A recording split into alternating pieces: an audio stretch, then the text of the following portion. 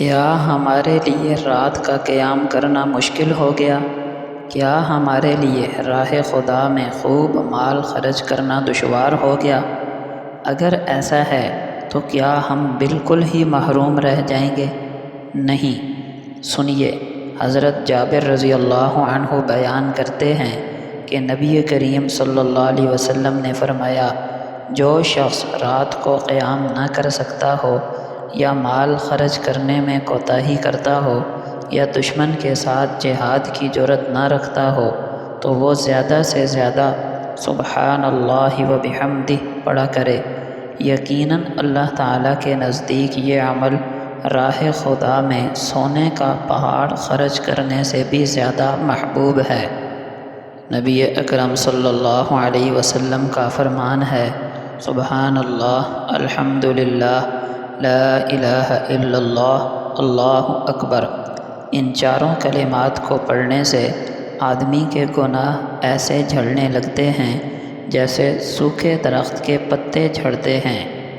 ابو ہریرہ رضی اللہ عنہ سے روایت ہے کہ نبی کریم صلی اللہ علیہ وسلم نے فرمایا، جس شخص نے ایک دن میں 100 مرتبہ سبحان اللہ و بحمدہ پڑھا، اس کے تمام گناہ ختم کر دیے جاتے ہیں، اگرچہ وہ سمندر کی جھاگ کے برابر ہی کیوں نہ ہوں۔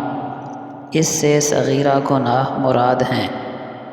صحیح مسلم میں ابو ہریرہ رضی اللہ عنہ کی روایت ہے کہ نبی کریم صلی اللہ علیہ وسلم نے فرمایا، جس شخص نے صبح کے وقت 100 مرتبہ اور شام کے وقت 100 مرتبہ سبحان اللہ و بحمدہ پڑھا، قیامت کے دن اس سے افضل عمل کوئی بندہ لے کر نہیں آئے گا سوائے اس کے جس نے یہی عمل کیا ہو یا اس سے زیادہ کیا ہو۔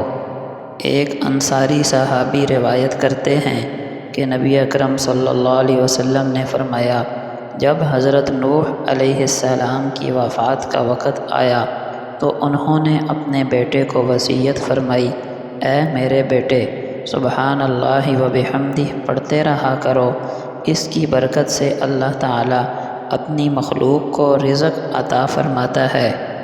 ابو مالک اشعری رضی اللہ عنہ بیان کرتے ہیں کہ نبی اکرم صلی اللہ علیہ وسلم نے فرمایا، الحمدللہ پڑھنا میزان عمل کو نیکیوں سے بھر دیتا ہے، اور سبحان اللہ والحمدللہ ملا کر پڑھنا آسمانوں اور زمین کے درمیانی خلا کو نیکیوں سے بھر دیتا ہے۔